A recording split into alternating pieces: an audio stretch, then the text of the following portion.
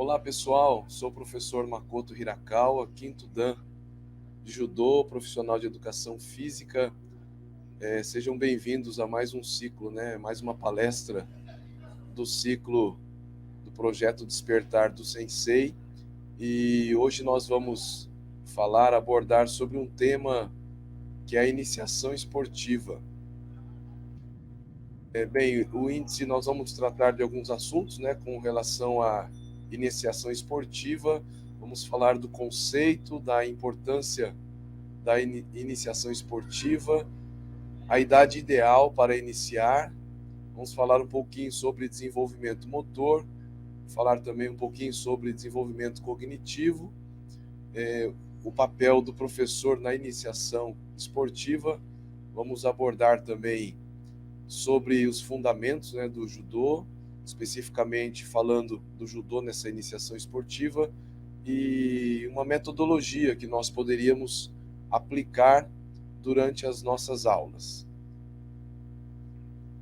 Bem, quanto ao conceito, a iniciação esportiva basicamente é o período em que a criança inicia a prática regular de um esporte e é orientada para várias modalidades esportivas.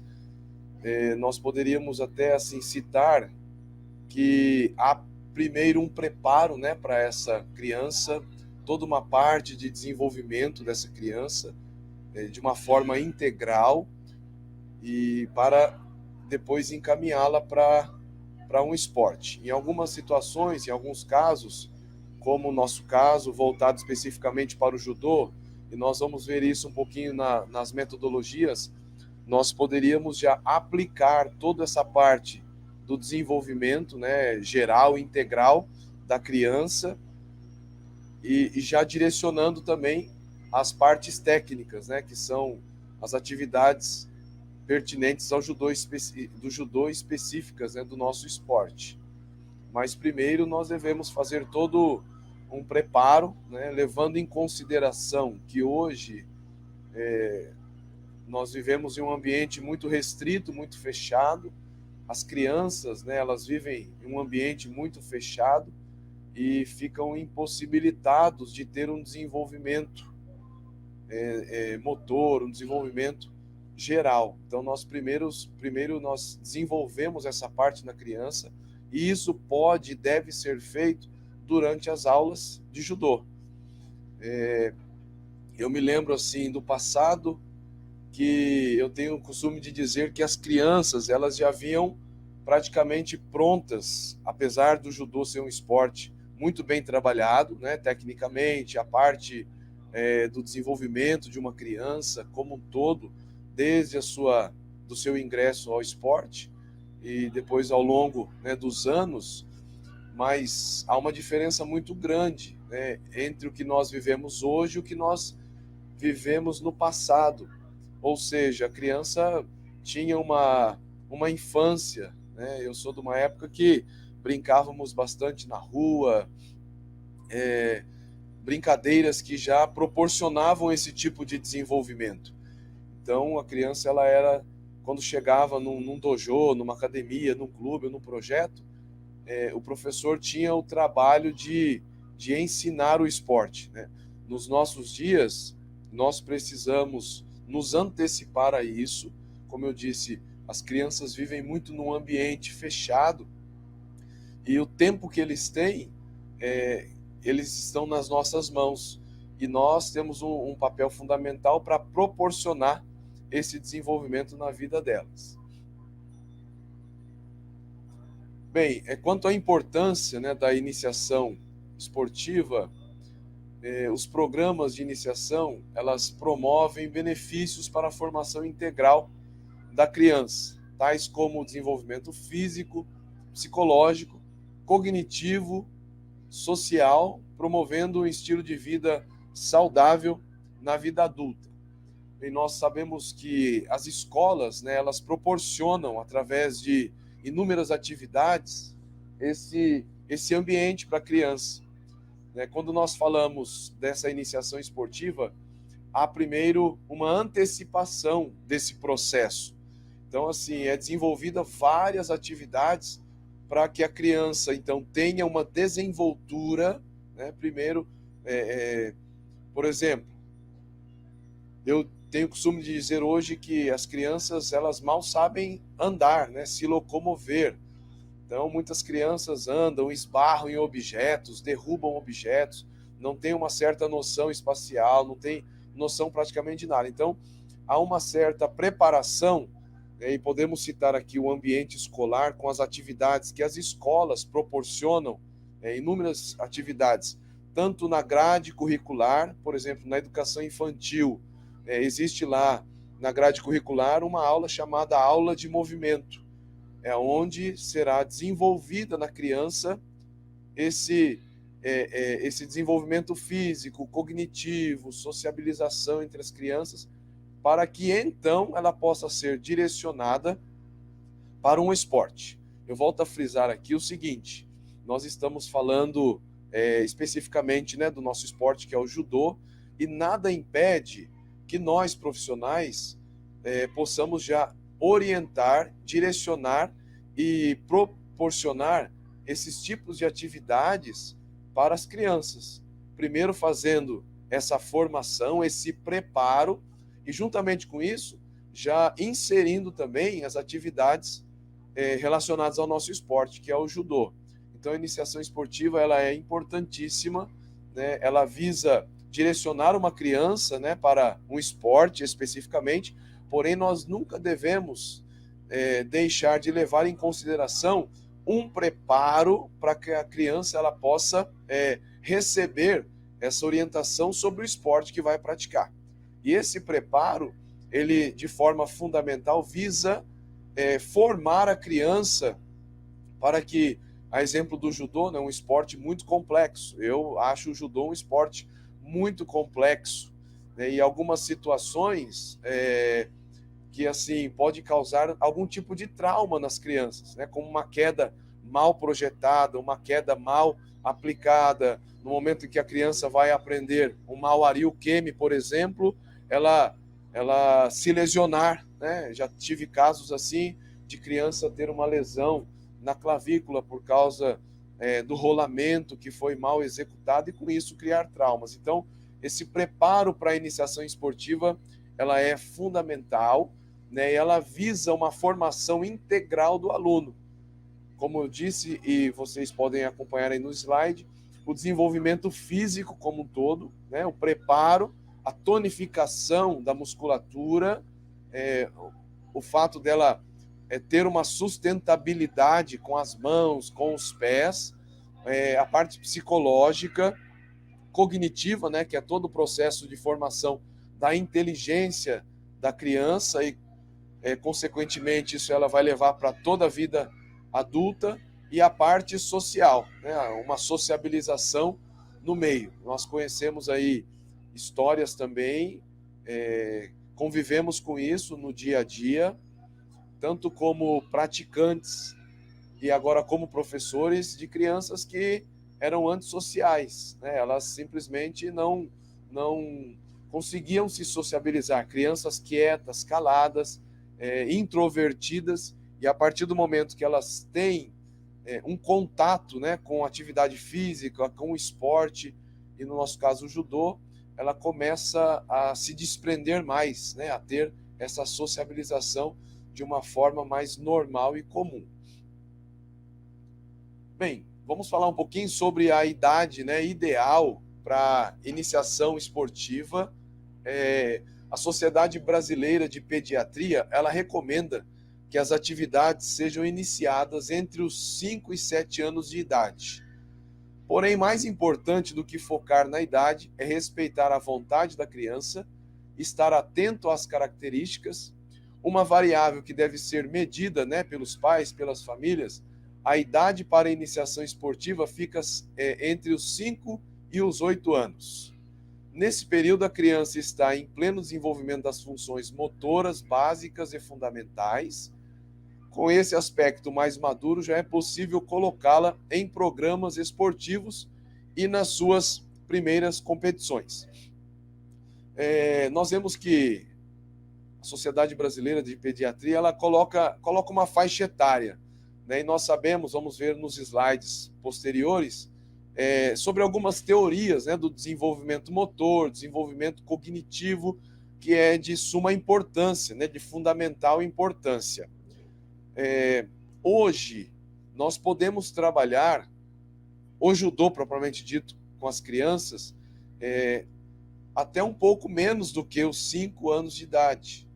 Por exemplo, eu recebo crianças de 3 anos e meio, 4 anos, a partir desta idade.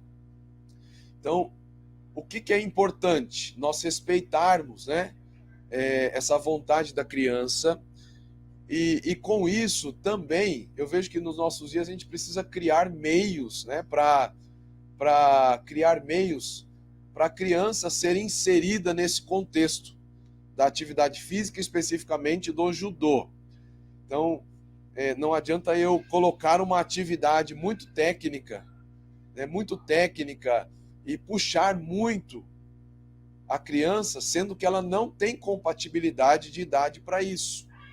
Então, nós trabalhamos a partir dos 3 anos e meio, 4 anos de idade, respeitando, não só através dessa idade, mas das outras idades também, respeitando muito que as limitações e as características da criança. A parte técnica, não cobrar além daquilo que a criança ela é capaz de realizar, né? Nós sabemos que a partir de uma certa idade, a criança ainda tem os seus movimentos rudimentares, não tem aquele movimento de pinça. Então não tem como nós cobrarmos, né, um bom kumikata da criança, porém, com isso, não também podemos deixar de incentivar, de ensinar, de corrigir.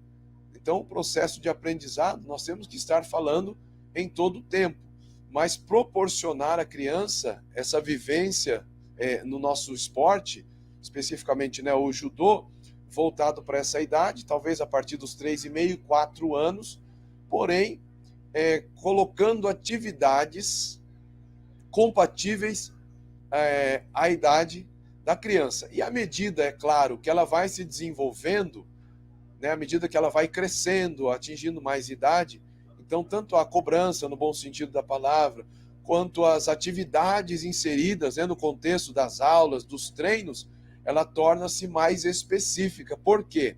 Porque ela já teve um preparo lá no início, né, quando ela foi inserida no judô, talvez num ambiente escolar, ou as famílias, né, elas terem proporcionado isso para as crianças, e quando ela chegar para praticar o judô, ela já terá, né, uma boa iniciação.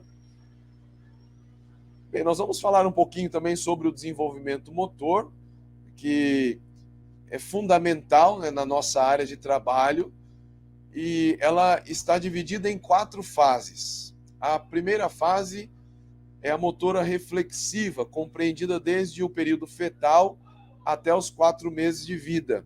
Esta fase ela é caracterizada por movimentos realizados involuntariamente. Então, a criança, quando começa a ser gerada, né, lá no ventre materno, e com movimentos involuntários, tanto é que a gente fala até os 4 meses de vida.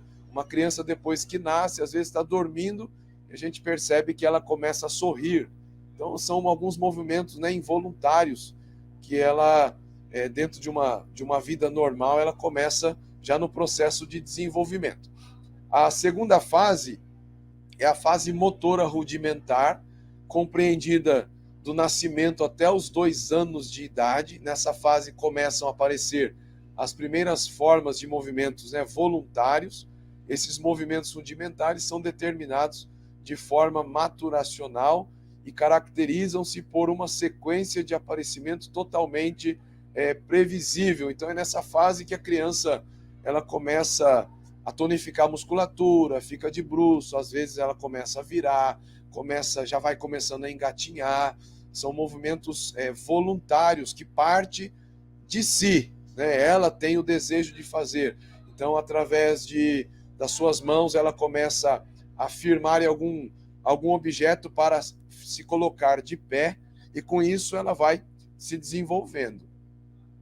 A terceira fase é a fase motora fundamental, compreendida entre os 2 e aos 7 anos de idade, esta fase do desenvolvimento motor, ela está dividida em 3 estágios, né? Inicial, elementar e maduro.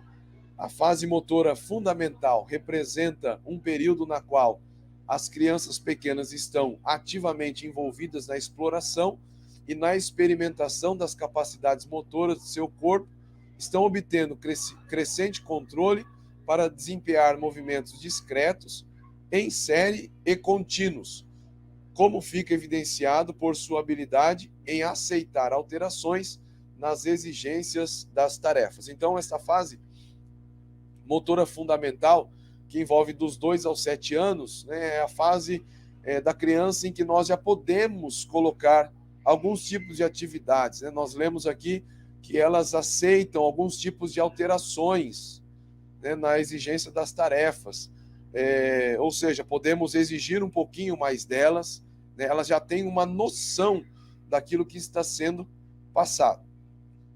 E a quarta fase é chamada a fase motora especializada. Nesta fase, o movimento torna-se uma ferramenta que se aplica a muitas atividades motoras complexas presentes na vida diária, na recreação e nos objetos esportivos. Esse é um período em que as habilidades estabilizadoras, locomotoras e manipulativas fundamentais são progressivamente refinadas, combinadas e elaboradas para o uso em situações crescentes exigentes. Bem, nessa fase, nós compreendemos o seguinte, que a criança ela já está praticamente pronta para receber, né, todas essas atividades. Porém, como eu disse, há uma necessidade dessas atividades serem direcionadas, respeitando o desenvolvimento e a faixa etária da criança. Nós sabemos que essas habilidades, como lemos aqui, estabilizadoras, locomotoras, manipulativas, elas são fundamentais, né? E depois nós vamos ver isso um pouquinho na metodologia, né, pelo menos que nós aplicamos ao decorrer da aula, englobando todo o desenvolvimento, desde a preparação, a parte do desenvolvimento em si e também a parte técnica do judô, né? Estabilização, sentido de ficar parado com os 2 pés, um pé só, locomoção, as várias maneiras de se locomover, manipulativas, né? Saber usar as mãos, os pés, então são fundamentais, e nessa faixa etária ela já está bem mais refinada do que nas outras faixas etárias do desenvolvimento motor. Bem, nós vamos falar um pouquinho, né, sobre o desenvolvimento cognitivo, que também ele é fundamental, está relacionado sobre como a criança ela vai atingir, né, a maturidade de inteligência propriamente dita, ou seja, o saber como raciocinar. Nada mais é do que aquela capacidade de receber algum tipo de informação, processar essa informação e responder conforme aquilo que foi passado para ela. Então, isso é a inteligência, é a maturação da inteligência como um todo no ser humano, a criança, né?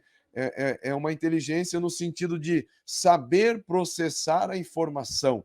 E isso é fundamental. Veja bem, nós hoje nos deparamos, eu me deparo com isso, eu creio que os professores também devem se deparar com isso, de situações que nós vamos ensinar alguma atividade, e não que nós julgamos ser simples, algumas atividades que realmente são simples, e nós constatamos que o processo de raciocínio da criança, ela não atingiu uma maturação, e em alguns casos, ela não consegue raciocinar e corresponder com aquilo que nós pedimos, né? E na iniciação esportiva, no desenvolvimento do esporte como um todo, ele é necessário, talvez para a vida toda, né, nós sabermos como nós vamos nos deparar com um problema, até no dia a dia, raciocinarmos e como nós vamos tomar uma decisão.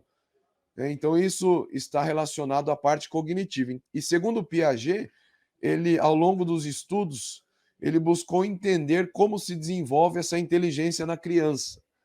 Para ele, essa inteligência se modifica junto ao crescimento do indivíduo, partindo de uma inteligência prática que ajuda o ser humano a se adaptar ao meio para chegar à inteligência propriamente dita.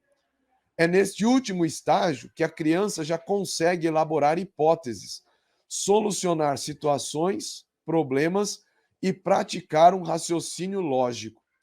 Assim, o desenvolvimento cognitivo se dá pela combinação de hábitos, reflexos inatos e experiências adquiridas a partir do contato com o meio.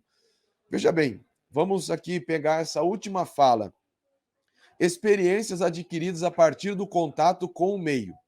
Bem, o nosso esporte, né, é um esporte de luta. Isso eu ouvia meu pai, que é o nosso sensei, né, de formação. Ele dizia o seguinte: o judô é um esporte de luta. E durante uma luta, nós sabemos que existem inúmeras situações. Em alguns momentos, nós precisamos aplicar uma técnica porque surgiu uma oportunidade de aplicação da técnica.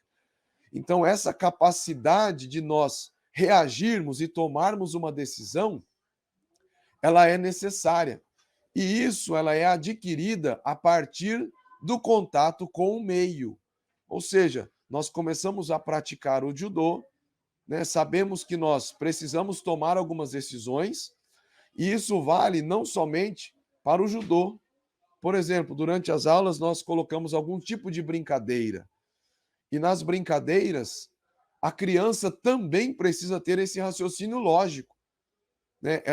Nós trabalhamos muito, né, como professores, profissionais de educação física, trabalhamos muitos pontos no desenvolvimento da criança, como, por exemplo, noção espacial, lateralidade, tomada de decisão, que isso tudo em contato com o meio proporciona esse tipo de desenvolvimento. Então, a criança ela precisa ter essa maturação da inteligência, né, propriamente dita, para que ela tenha um raciocínio lógico, ela saiba como pensar, né? E isso tudo é desenvolvido também através do esporte, como nós lemos aqui, segundo, né, um dos estudos do Piaget, que é adquirida a partir do contato com o meio. Bem, segundo Piaget, existem 4 estágios desse desenvolvimento cognitivo. O estágio sensório-motor, que é dos 18 meses até os 24 meses. Estágio pré-operatório, que é de 2 aos 7 anos. Estágio operatório concreto, de 7 a 11 anos. Estágio operatório formal, que é a partir dos 11 anos de idade. Não vou me ater muito, né, especificamente aos estágios, mas a necessidade de nós, como profissionais da educação física e também do judô, que até onde nós sabemos de algumas matérias, né, de revistas, que o judô é um esporte completo, tanto no sentido, né, de queima de caloria, como no sentido de mexer com a maior parte da musculatura esquelética do corpo, além de também mexer com o nosso cérebro, né? Então, o judô, inclusive, a Unesco, ela incentiva, né? Ela chegou à conclusão que o judô ele é um dos esportes muito importantes no desenvolvimento, principalmente das crianças e adolescentes. Eu vou falar um pouquinho sobre o papel do professor, né, na iniciação esportiva. Primeiro ponto, fazer a criança gostar do esporte. Bem, eu sou de uma época, né? Sou de 1976 e eu me lembro que assim os pais eles nos colocavam, e não estou querendo aqui condenar os nossos pais, porque nós hoje somos aquilo que fomos formados por eles, né? E graças a Deus por eles. Mas somos de uma época que as crianças elas eram inseridas, né, em algumas atividades simplesmente por serem inseridas, né? Não, você vai fazer. Hoje eu vejo o seguinte, né? Vou dizer de experiência própria. Então eu como professor, nós fazemos com que a criança, mostramos assim, de uma forma prazerosa, o judô, né? Então, e com isso, nós fazemos a criança gostar do esporte. Eu confesso que o judô é um esporte muito duro, né? Muito bom, não estou condenando o judô. O judô é um esporte muito duro, que nos prepara, né? Nos forma, nos forja para a vida. Vou abrir um parênteses aqui, a fala de um sensei. Ele é formador de muitos atletas de alto rendimento, e uma vez ele emotivamente chegou a falar o seguinte: se esse atleta não for um campeão, ele vai ser um campeão da vida. Então, o judô ele é um esporte muito duro. Então, nós temos que receber essa criança e fazer ele tomar o gosto, né, pelo esporte. Por que eu digo isso? Eu também trabalho com adolescentes, já dei aula em escolas para adolescentes. E nós vemos que os adolescentes, quando eles não têm um contato com o esporte desde muito cedo, quando se fala em praticar algum tipo de esporte, eles têm uma certa rejeição. Por quê? Porque eles não conviveram com o meio esportivo. Hoje, aos 46 anos, se eu deixar de praticar, o meu corpo ele sente falta. Então, nada melhor do que nós fazermos a criança sentir esse gosto pelo esporte, especificamente pelo judô, e de uma forma prazerosa, né? Praticando, que é o segundo ponto, de uma forma prazerosa. Como isso? Nós colocando atividades compatíveis à idade da criança, né? Me lembro aqui de uma época competitiva que nós praticávamos muito Uchikomi. Então fazíamos diariamente por treino cerca de 500 a 1.000 Uchikomis, entradas às técnicas, né? Nós não vamos proporcionar isso para uma criança de 4, 5, 6 anos, né? Nós vamos ingressar ela no judô de uma forma prazerosa, trazendo uma prática lúdica, né? Uma brincadeira, colocando os princípios do judô, colocando, alguns falam a filosofia do judô, mas a disciplina do judô, só que de uma maneira prazerosa. Outro ponto importante é saber orientar para não criar traumas, né? Então, o papel do profissional, né, do professor, do sensei, ela é fundamental na formação dessa criança.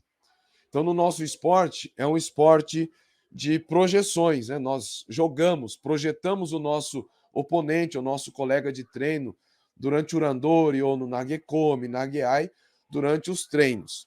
Então, nós sabermos como orientar essa criança para que ela não crie traumas durante as atividades.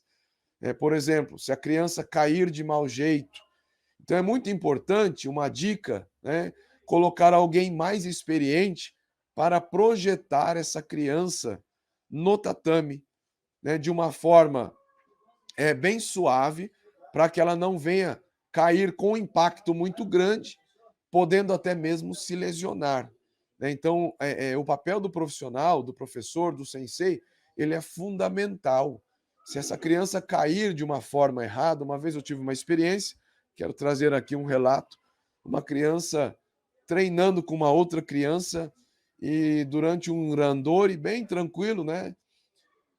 Nós chamamos até de yakusoku randori, que é um treino combinado. Cada criança joga uma vez e nós orientamos, olha, joga devagar, projeta com cuidado, não solta a mão da manga, fica segurando firme para dar sustentação para o seu coleguinha.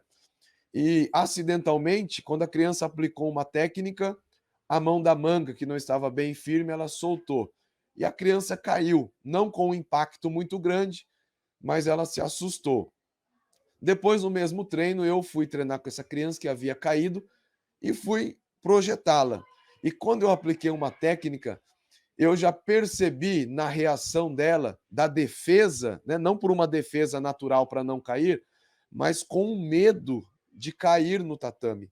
Então é fundamental, né, nós aplicarmos as atividades corretas, necessárias, compatíveis com as crianças, para que elas não criem traumas, né? Vou citar aqui um assunto muito polêmico que fala sobre a iniciação competitiva, não é esse o tópico abordado, né? Mas muitas crianças, quando elas são ingressadas no meio competitivo, algumas delas ficam traumatizadas. Por quê? pela situação de enfrentamento com outro ser humano, outra criança. E muitos não estão preparados para isso. Então, o papel do profissional é preparar essa criança, né, para tudo. E como eu disse, um esporte, por ser um esporte de luta, nós, nos nossos dias, até orientarmos os nossos alunos com relação a isso. Eu posso pegar um adversário que vai fazer mais força comigo, vai me chacoalhar mais durante uma luta, e até isso nós precisamos ensinar para que a criança ela não interrompa, né, a sua prática esportiva, porque eu acredito que muitos acabam interrompendo pelas questões de trauma, de enfrentamentos que não conseguiram superar. Um outro ponto, né, que eu gostaria de levar em consideração é a questão de não antecipar as etapas, né? Nós falamos muito aqui sobre as etapas do desenvolvimento motor, as etapas do desenvolvimento cognitivo, que faz com que a inteligência da criança, no sentido de raciocínio lógico, estarem bem preparadas.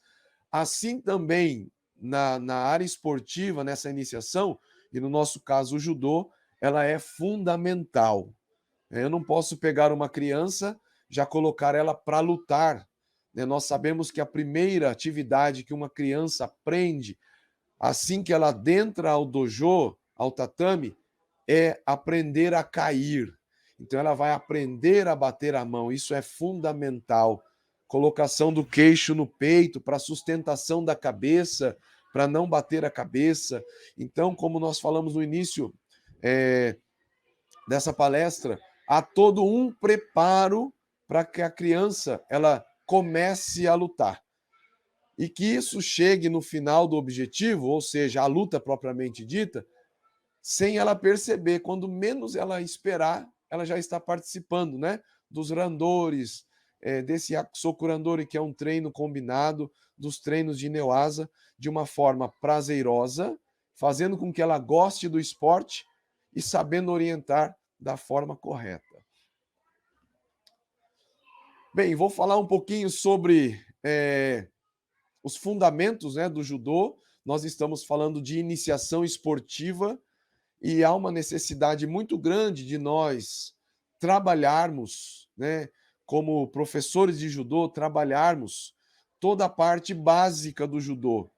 Todo esporte, ele tem os seus fundamentos. Todo esporte, ele tem a sua parte básica, que vai dar formação para o seu judô. Né? E algumas literaturas, elas enumeram pelo menos 5 desses fundamentos, né? Que em japonês nós chamamos de Kihon, que são as posturas. Conhecemos bem o Shizen Hontai, postura natural, Migi Shizentai, postura natural de direita, Hidari Shizentai, postura natural de esquerda, Jigo Hontai, que é a postura de defesa, Migi de Gotai, postura de defesa direita, Hidari de Gotai, postura de defesa esquerda. Temos as formas de segurar, né, no judogi, que é o kumikata, né, de direita e de esquerda. Isso estou falando da forma tradicional, a mão da gola e a mão da manga. E também temos o tai sabaki, né, que é o avanço e o recuo, ou seja, o giro do corpo, fundamental para a esquiva e aplicação das técnicas. O kuzushi, que é o desequilíbrio, e o kemi, que são as quedas. Vou comentar em rápidas palavras cada um deles. Sabemos que para uma boa luta, nós precisamos ter uma boa postura. A postura ela é fundamental no desenvolvimento de um bom randori ou até mesmo de um shiai. Né? Se eu sou destro, então Migi. Se eu sou canhoto, Hidari. E as posturas defensivas, que são os Jigotai, né, de direita, de esquerda, ou normal, de Gohontai, são necessários também para defender uma técnica. Então, tudo isso eu preciso desenvolver ao longo das minhas aulas. Porque a criança que for que receber uma técnica, ela saberá como defender. O kumikata, que é a forma de segurar. Então, existe a forma correta, né? Por exemplo, a mão da manga próximo do cotovelo.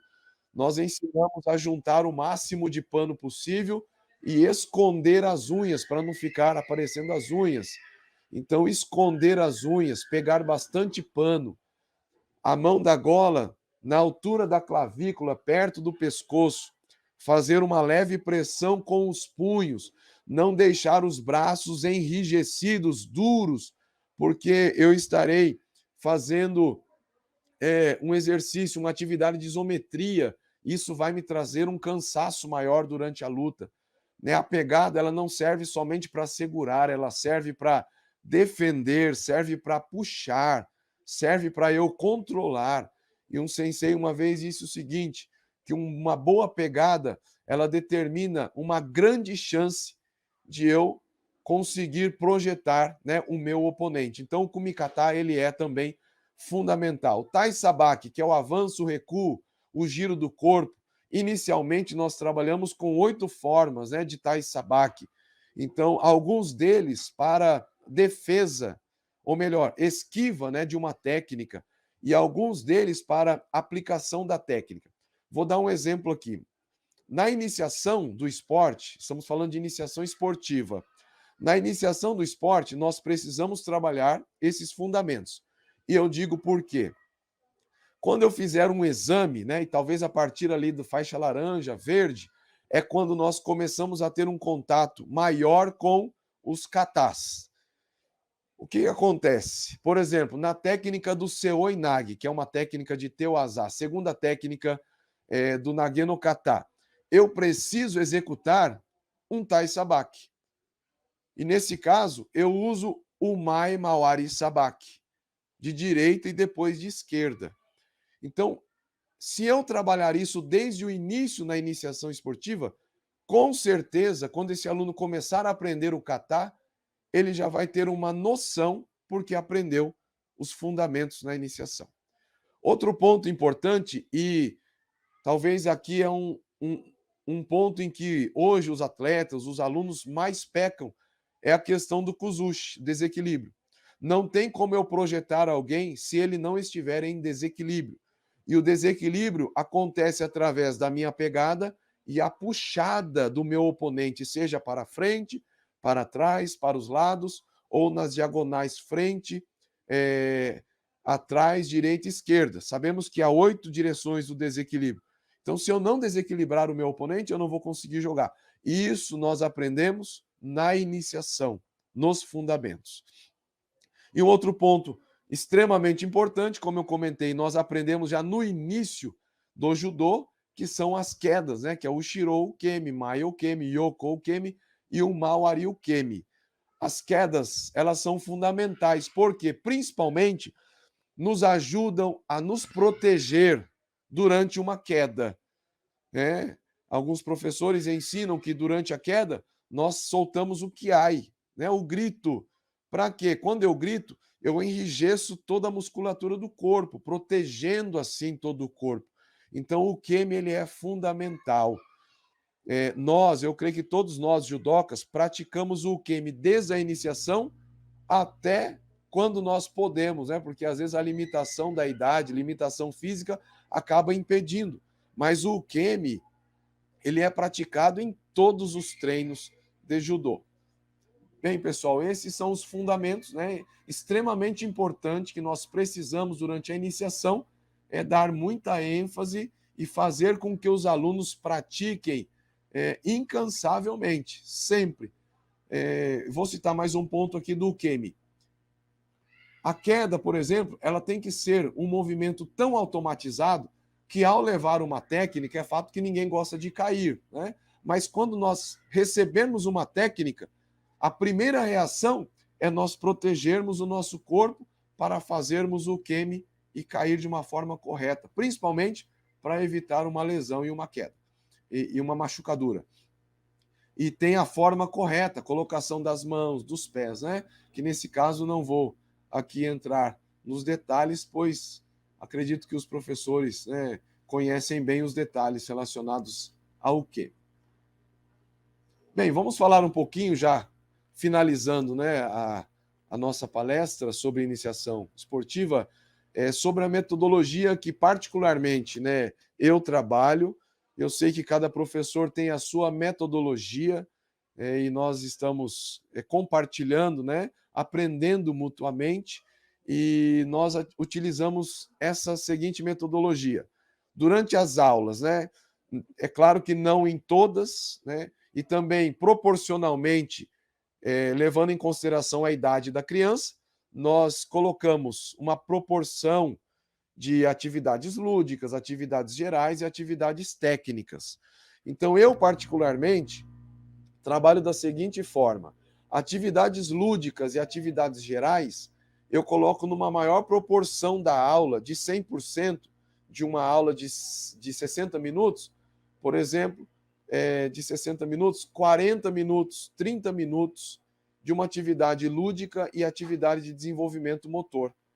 E o outro restante da aula com atividades específicas do esporte. E à medida que essa criança ela vai crescendo, né, atingindo maior idade, nós vamos diminuindo. Há situações também que nós damos brincadeiras para os adultos. E olha aqui, confesso aqui que eles gostam bastante, né? Porque às vezes o treino está ali maçante e nós colocamos uma brincadeira para descontrair um pouco. E dentro das atividades lúdicas, as brincadeiras, né? Uma brincadeira que nós usamos muito é a brincadeira do gato e do rato.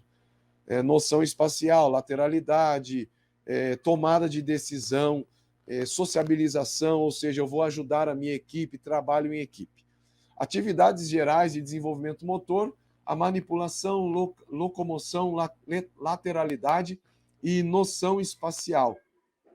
Então, nós imitamos algumas formas de locomover de alguns animais, manipulamos a própria faixa, em algumas situações nós damos bastante nó nas faixas e fazemos a criançada desfazer o nó e dar o nó.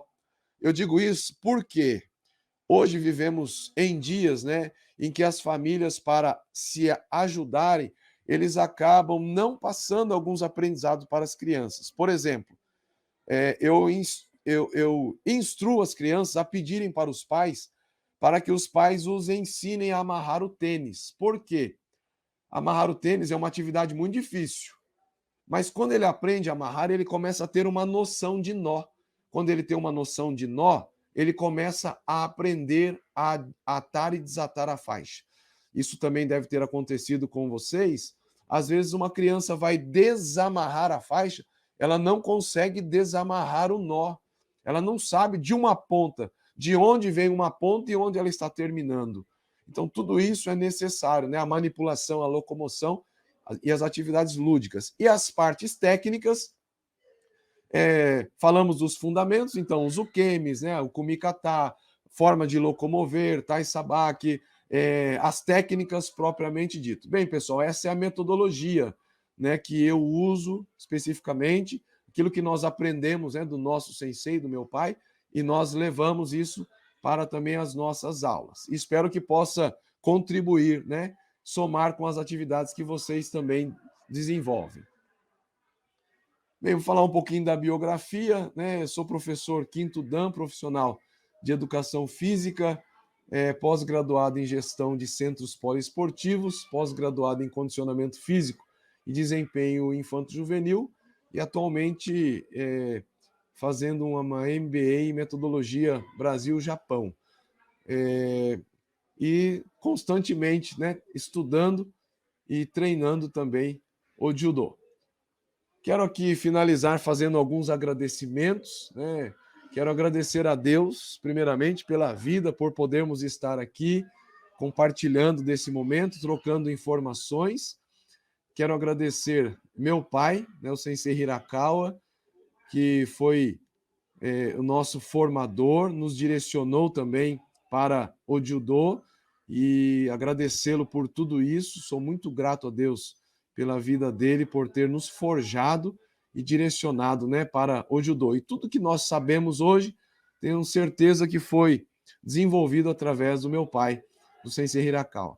Quero agradecer minha mamãe, né, que está sempre orando por nós, por mim, pela nossa família, e é uma pessoa que tem um papel fundamental, não só na minha vida como pessoa, mas também como família, como professor de judô, professor de educação física. Quero agradecer meu irmão, trabalhamos juntos, estudamos juntos, às vezes nos contrariamos no sentido de estudo, mas estamos sempre juntos, né? E interessados, preocupados com o desenvolvimento do judô. agradecer a minha família, minha esposa, meus filhos, né, que estão sempre junto comigo. Deus continue abençoando. E também agradecer aos nossos mestres, professores, desde os responsáveis aqui pela nossa Federação do Estado, a Sensei Puglia, nosso delegado regional Sensei Calazans, e a todos vocês, né, que nos acompanharam nessa palestra. Muito obrigado por ter despendido aí o seu tempo. Espero que possa ter colaborado e contribuído um pouquinho mais com o nosso judô. Que Deus abençoe vocês e bons estudos do judô. Olá, pessoal. Boa noite. Meu nome é Fernando Hirakawa. Sou portador da faixa preta, 5º Dan de Judô, pela Federação Paulista de Judô. Sou formado em Educação Física e pós-graduado em Gestão de Centros Poliesportivos e Desempenho Esportivo Infanto-Juvenil.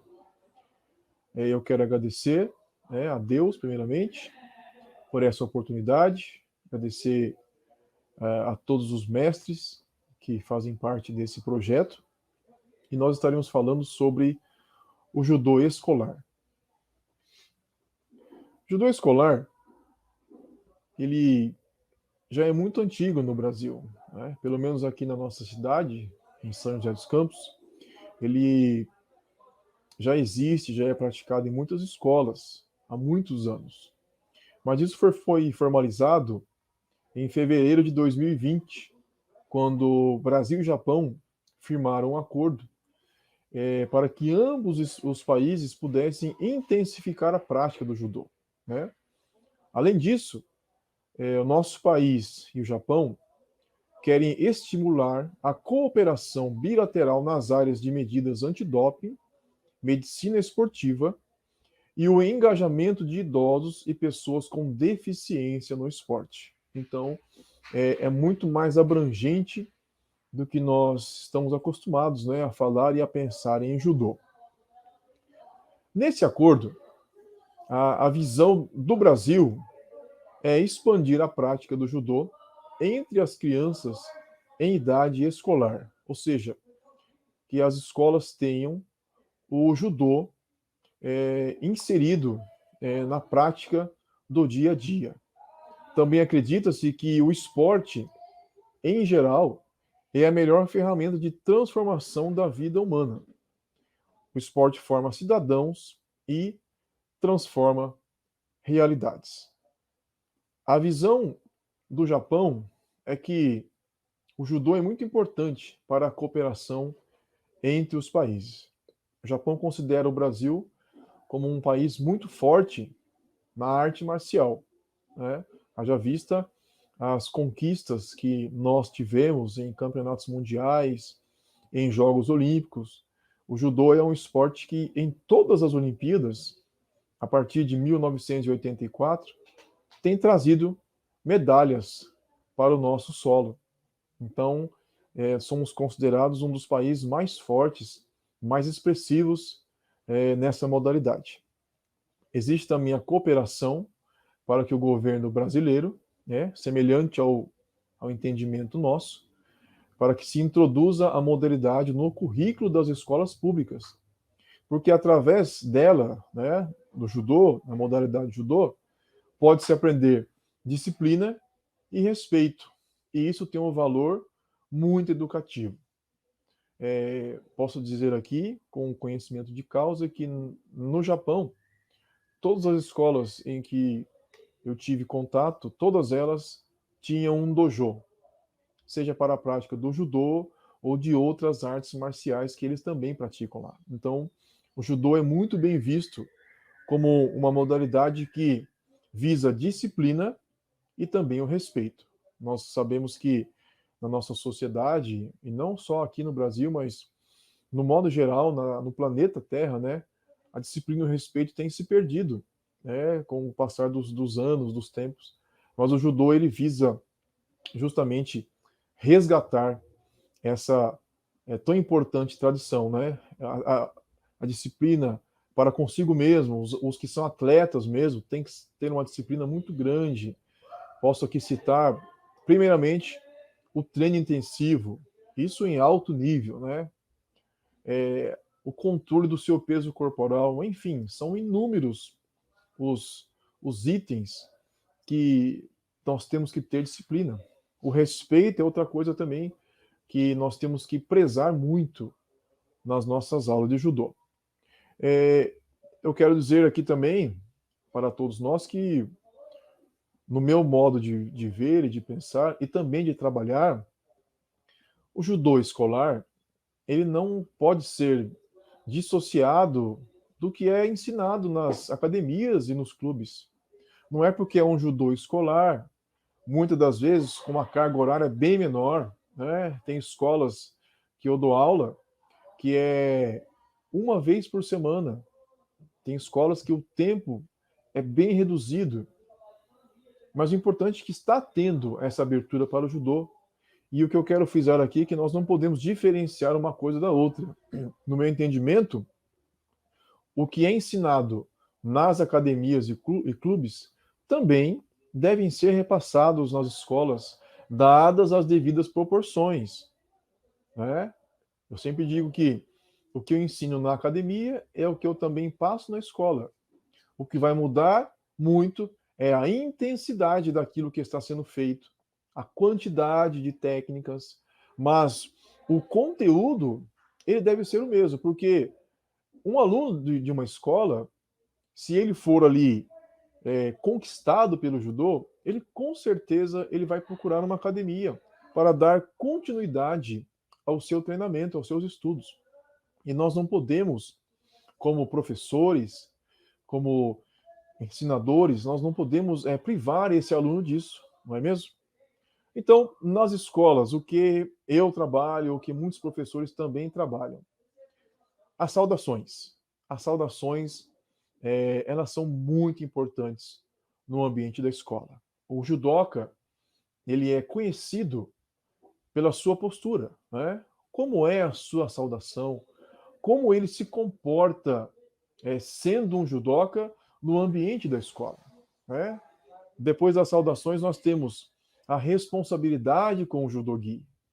Se um aluno consegue tomar conta do seu judogi, se ele consegue dobrar o seu judogi, tem aulas nas escolas e até mesmo na nossa academia, que eu ensino os alunos a dobrarem o seu judogi. Né? Os nossos antigos mestres, eles nunca chegavam no dojo com o seu judogi todo largado, de jeito nenhum.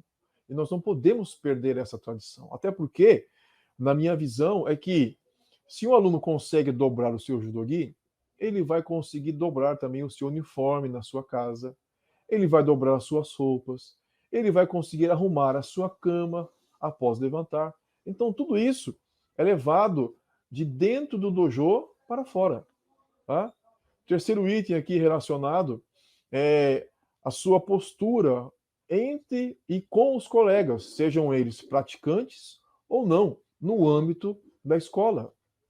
Não é porque eu faço judô que eu sou melhor, que eu sou diferenciado, não. Pelo contrário, eu tenho que sempre atentar para que no ambiente da escola eu tenha um bom relacionamento com os meus coleguinhas. E é isso que eu passo para eles.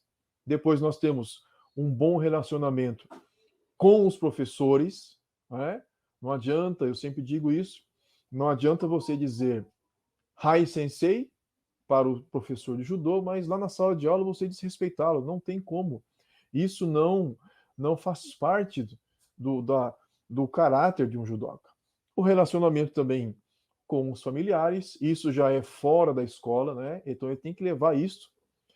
Tem um professor que diz que o judô mesmo é praticado fora do tatame, ou seja, não a luta, não jogar ninguém, muito menos brigar, mas você saber se relacionar com aqueles que estão fora do tatame.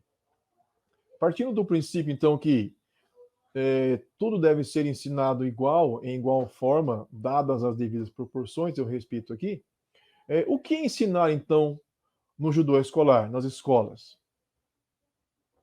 Fundamentos. Não adianta eu querer ensinar a lutar, não adianta eu querer ensinar a jogar, não adianta eu ensinar somente a cair, mas eu tenho que ensinar os fundamentos, tá? O princípio básico. eu gosto sempre de lembrar de uma construção.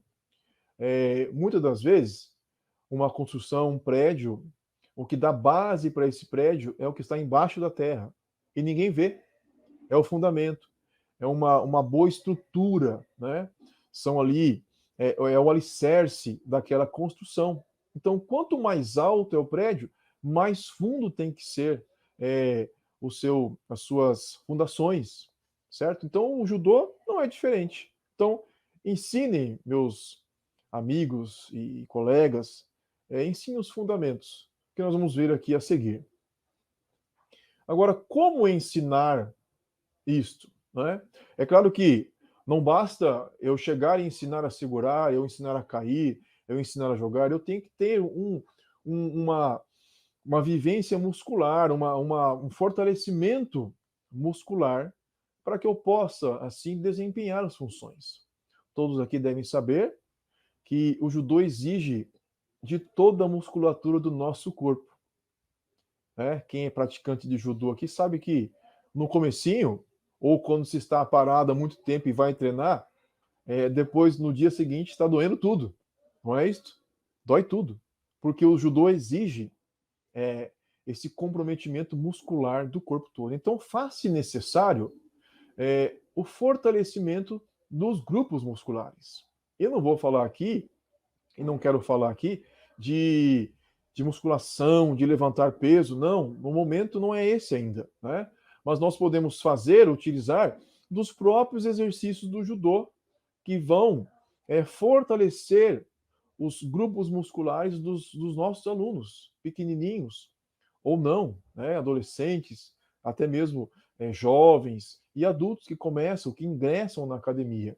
E falando em idade escolar, as crianças, né? E eles gostam muito, porque eles vão fazer aquilo com a maior facilidade possível. E quando se fala em imitar, por exemplo, um animal, eles vão querer imitar no, no, na mais, no mais puro sentido. Ou seja, vão querer fazer de acordo como é o animal, que ele tem a visão na sua mente. Tá? Então, quero citar aqui alguns exercícios. Primeiro, os exercícios de rastejamentos.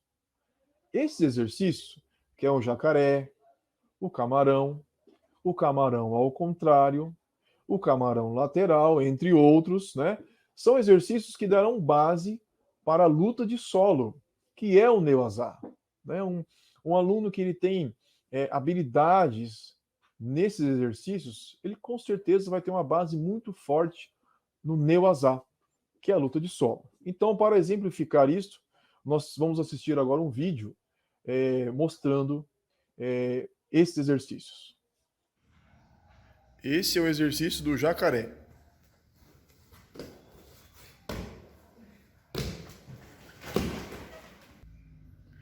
Agora é o camarão.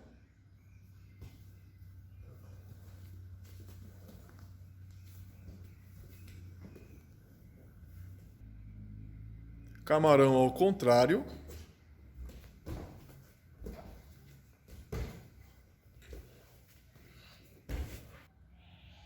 E por último, o camarão de lado.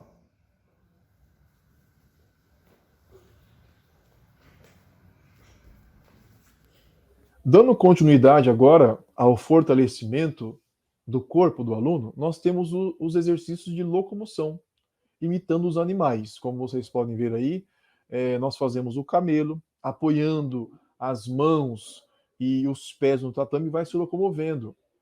O caranguejo, né, apoia as mãos para trás, levanta o quadril, né, e vai andando para frente e para trás também. Trabalhando aí, como eu disse, a lateralidade, a direção, frente, para trás, direita e esquerda. Nós temos o saci, que é o exercício onde vai se pulando com uma perna só, vai trabalhando o equilíbrio, vai trabalhando a coordenação motora, o exercício do sapo e também o exercício do pato e etc. E nós vamos então ver um vídeo demonstrando aí esses tipos de exercícios. Exercício de locomoção. Camelo para frente.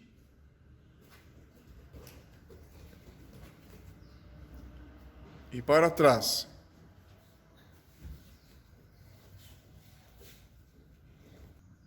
caranguejo para frente e para trás também.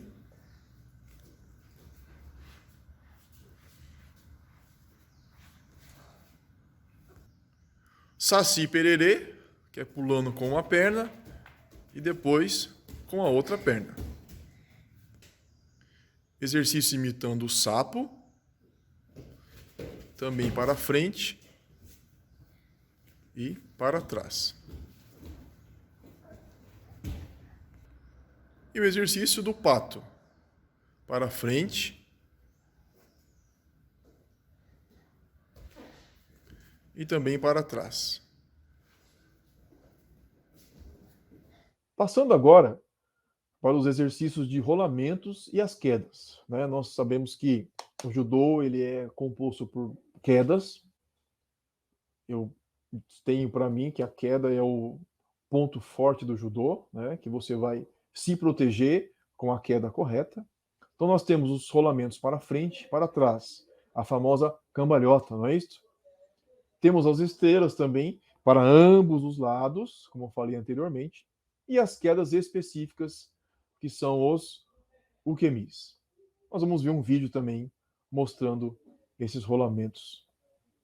Passamos agora para os rolamentos. Cambalhota para frente.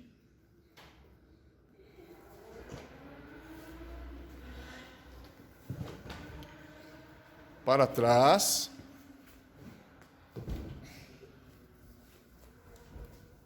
E também a estrela.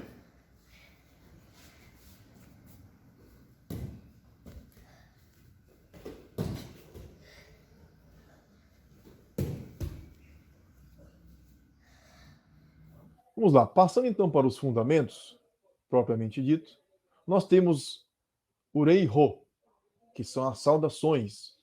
Ritsurei, saudação em pé, e Zarei, saudação ajoelhada. Também temos o Kumikata, que são as formas de pegada, né? Eu coloquei aqui entre parênteses Rikite e Tsurite, ou seja, a mão que puxa e a mão que pesca. Essa é a nomenclatura usada no Japão. Nós usamos o Rikite como a mão da manga e a mão da gola, a mão que pesca, Tsurite. Então são funções diferentes que é bom que o aluno saiba e saiba o termo técnico em japonês, para que ele possa já, no seu cérebro ali, no seu aprendizado, saber as funções de cada mão. Então nós vamos ver o próximo vídeo, que vai mostrar ali as saudações em pé e também ajoelhado. Passamos agora para as saudações. Primeiro, saudação em pé, Ritsurei. Kyosuke, rei.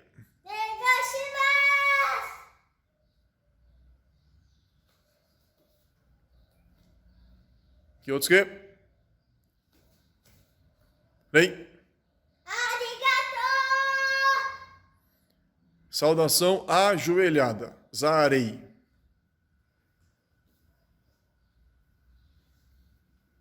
Kyosuke, rei.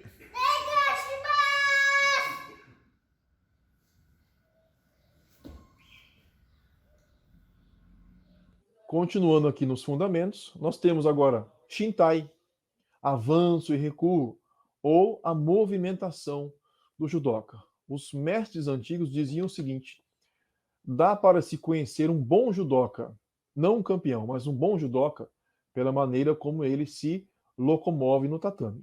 E nós temos então os conceitos de Ayumiashi, que é a maneira natural de você se deslocar no tatame, o Suriashi, onde você vai deslizando os pés, e também o Tsugiashi, que é um pezinho após o outro.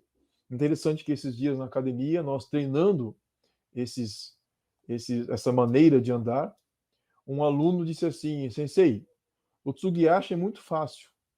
É só pensar assim que o pé 2 não pode ultrapassar o pé 1. Eu achei aquilo muito interessante. Um aluno de 6 anos que está ligado ali, né, nos exercícios, né? Então, Shintai. E os ukemis, falando agora diretamente neles, nós temos as quedas específicas, Mae Ukemi para frente, queda para frente. Temos o Shiro Ukemi, queda para trás, que tem que ser muito bem trabalhado. E o Yoko Ukemi. Todos esses partindo primeiro da posição deitada, né? Ensina a criança ali levantar a cabeça, bater as suas mãos, depois de lado, depois para o outro lado, depois ela começa sentado, deita para trás, bate as mãos, sempre cobrando, sempre corrigindo, né? Não deixe, professores e professoras, não deixe a criança acostumar a colocar a mãozinha para trás, não deixe ela cair com os cotovelos, não deixe, vai corrigindo. Eu sei que a correção ela demanda muito tempo e muitas das vezes a gente quer até perder a paciência, mas vamos ter paciência que essa criança, quando você menos espera, ela está fazendo.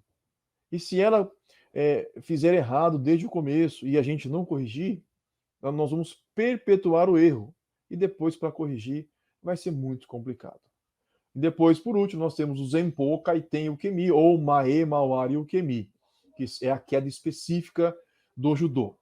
Nós vamos ver, então, um vídeo demonstrando o Shintai e também os Ukemis. Veremos agora o Shintai, a movimentação. Primeiramente, a Yumiashi. É a maneira natural de andar. Na sequência, Suriashi. Andar arrastando os pés. E por último, Tsugiashi. Um passo após o outro.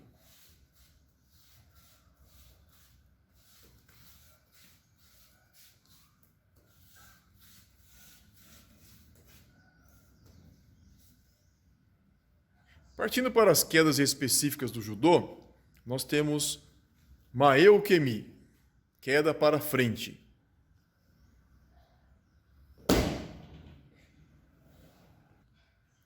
Ushiro Ukemi, queda para trás.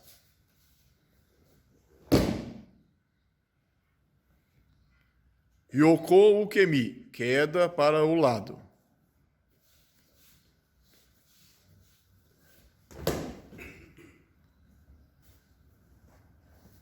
Para o outro lado agora.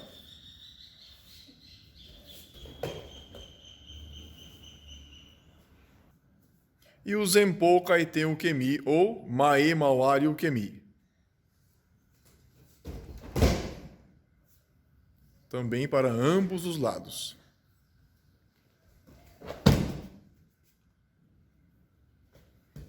Continuando ainda nos fundamentos, nós vamos ver o Tai Sabaki, né? Que é a esquiva do corpo, o giro do corpo. É um conceito um pouco menos trabalhado de como era antigamente, mas no ambiente escolar, né, como eu disse aqui, é pouco tempo, às vezes, de aula, e nós não podemos perder a oportunidade de trabalhar neles esses fundamentos que darão base para no futuro, esse futuro não é muito longe, não, no futuro próximo, eles estarem fazendo esses fundamentos de maneira bem habilidosa, tá? Então, o Tai Sabaki é a esquiva do corpo, é o giro do corpo, né? É saber se locomover ali no tatame. Não é você sair andando, eu digo assim, você não pode sair marchando no tatame, tem que ter os pés no tatame, deslizar, saber girar o Ashi Sabaki. Então nós temos aqui o Tai Sabaki, eu coloquei Migi e Hidari. Por que estou colocando os termos em japonês? Porque é bom que a criança tenha contato também com a língua japonesa. Eu digo assim para eles: se algum dia vocês forem treinar judô em um outro país, vocês não vão ter dificuldades. Vocês podem não falar a língua daquele país, mas se forem treinar judô, a linguagem do judô é universal. É a contagem em japonês, os termos técnicos, os nomes das técnicas em japonês, tá bom? Então, Migi de direita, Hidari de esquerda. Nós temos o Mae Sabaki, que é a esquiva para frente, o Shiro Sabaki, a esquiva para trás, Mae Mawari Sabaki, a esquiva para frente com giro do corpo, né? Direita e esquerda, e também o Shiro Mawari Sabaki, que é para trás com o giro do corpo, tá? Então nós vamos ver aí mais um vídeo demonstrando esse fundamento. Bem, pessoal, nesse vídeo eu estarei mostrando o Tai Sabak. Então nós temos Mae Sabak, né? Direita e esquerda. Então, Migi Mae Sabak e Dari Mae Sabak. Nós temos também o Shiro Sabak, que é para trás. Também direita e esquerda. Migi, o Shiro Sabak. Hidari, o Shiro Sabak. Nós temos o Mae Mawari Sabak, também direita e esquerda. Migi, Mae Mawari Sabak. Hidari, Mae Mawari Sabak. Mais uma vez. E nós temos também o Shiro Mawari Sabak. Então, partindo do Shizen Hontai. Hidari, o Shiro Mawari Sabak. Migi, o Shiro Mawari Sabak. Sempre atentando para o deslocamento com os pés, né? Sempre essa movimentação com os pés. Muito bem, passando agora para as técnicas, é importante frisar, e isso eu adianto aqui que demanda muito tempo. É mais fácil eu falar, por exemplo, aquela técnica que você põe a perna por fora, põe por dentro, a técnica que você vai, que você é um abraço do urso, né? Tem gente que usa esse termo. Eu prefiro utilizar os nomes. Né? Eu tenho um aluno lá de 3 anos que ele já começou no judô há pouco tempo. É claro que tem as suas limitações, mas o nome da técnica, por exemplo, Kesagatame, ele fala Kesagatame. Né? Então é bom a gente frisar isso aí para que eles guardem os nomes corretos de cada técnica. Professor, é difícil mesmo, né? É difícil mesmo, mas é uma coisa que é possível, aprender os nomes em japonês. Né? Passar para os alunos as técnicas em pé e no chão, mais 2 termos em japonês, Tachi-waza, em pé, Ne-waza, no solo, né? As imobilizações, Osai-komi-waza.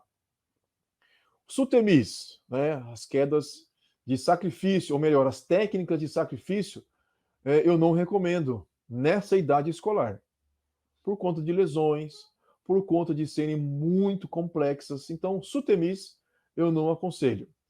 Já o Renraku ou Renkawaza, que são as sequências de técnicas, as combinações, isso é legal você passar, né? Posso passar ali um Osotogari ou Tigari, por exemplo, 2 técnicas de Ashiwaza que eles podem muito bem combiná-las. Um Deashibarai Osotogari também, né? Alguns exemplos que nós utilizamos, nós fazemos com os nossos alunos, que eles conseguem trabalhar.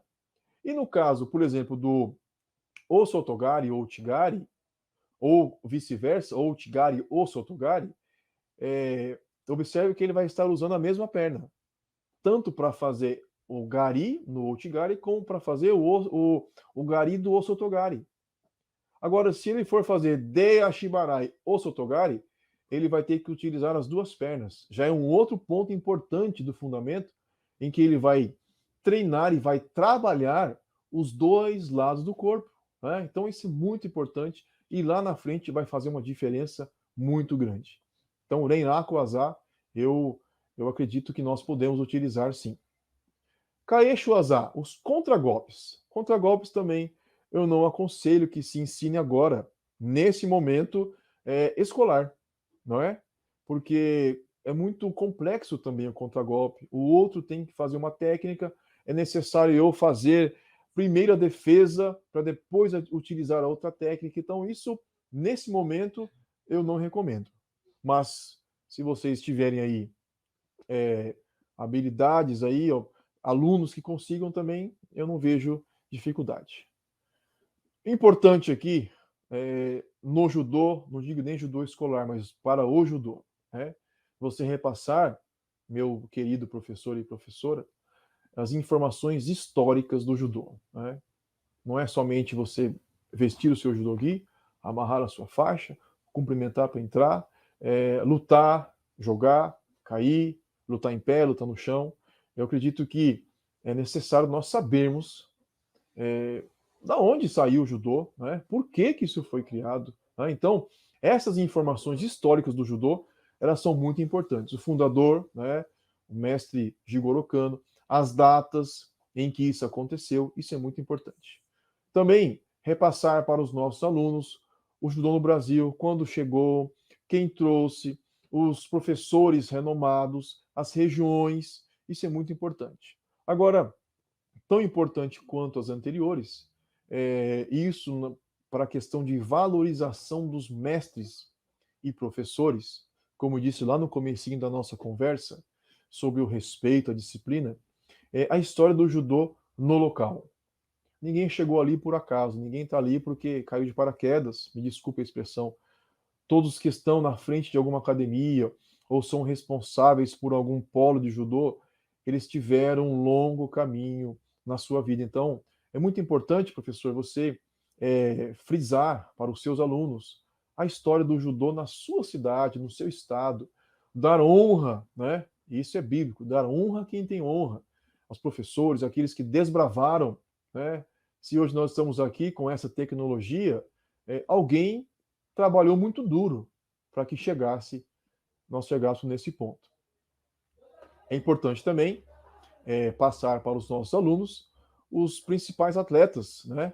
Medalhistas importantes do nosso Brasil, os campeões olímpicos, campeões mundiais, os professores.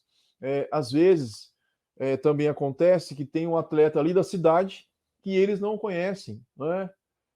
Até seria legal, importante, levar esse aluno numa escola algum dia, mostrar ali, olha, esse aqui é um aluno, é da nossa cidade, ele conseguiu chegar lá através do treinamento, através do, do, do seu, da sua disciplina, entendeu? Isso é importante, é um bom exemplo a ser seguido. Então, valorizar os atletas, os medalhistas do Brasil, né? E os regionais também, na sua cidade, enfim.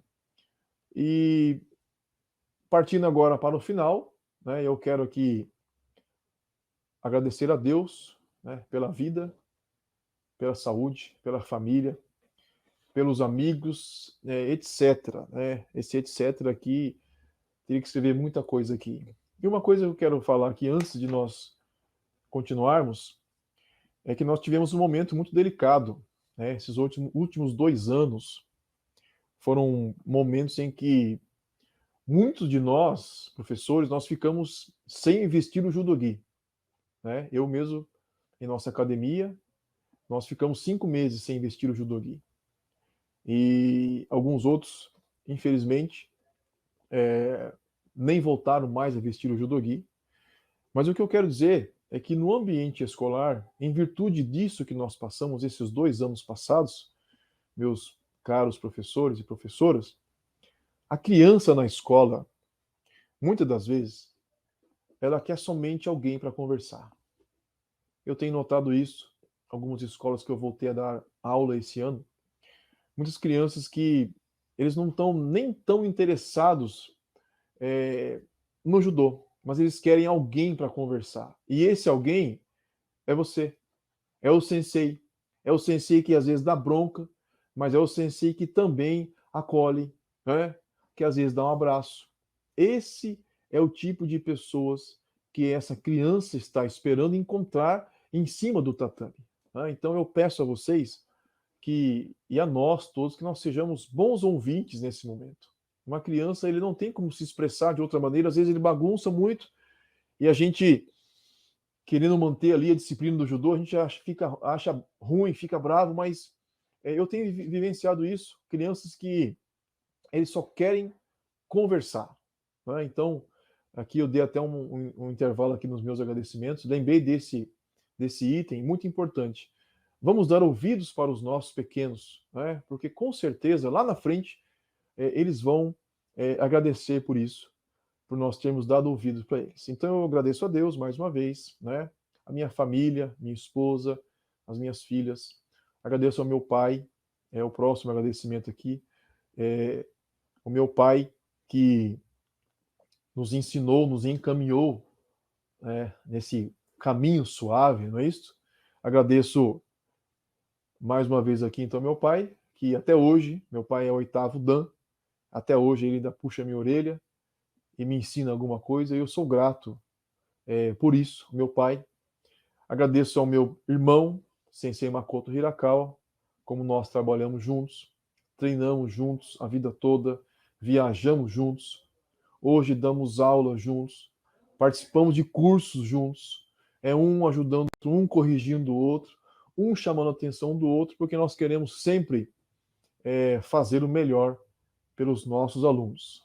Agradeço também aos companheiros de curso, cito aqui o nome do Sensei Cláudio Calazans Camargo, que é o nosso delegado regional, e na pessoa dele agradeço todos os demais professores que fazem parte dessa brilhante equipe, e sei que essas palestras elas vão trazer benefícios para vocês que estão aí nos assistindo, né?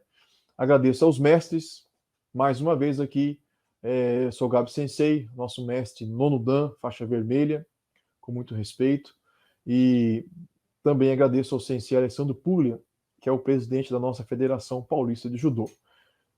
Agradeço também em especial a aluna Rafaela, é a minha filhinha, que fez esses vídeos aí juntamente comigo. Espero que vocês gostem, né? Ela tem 6 anos e está fazendo judô também comigo já há um bom tempo, né? Desde que nasceu praticamente, e está aí nos ajudando já. Dessa maneira, eu deixo aqui o meu abraço a todos e o meu arigatô.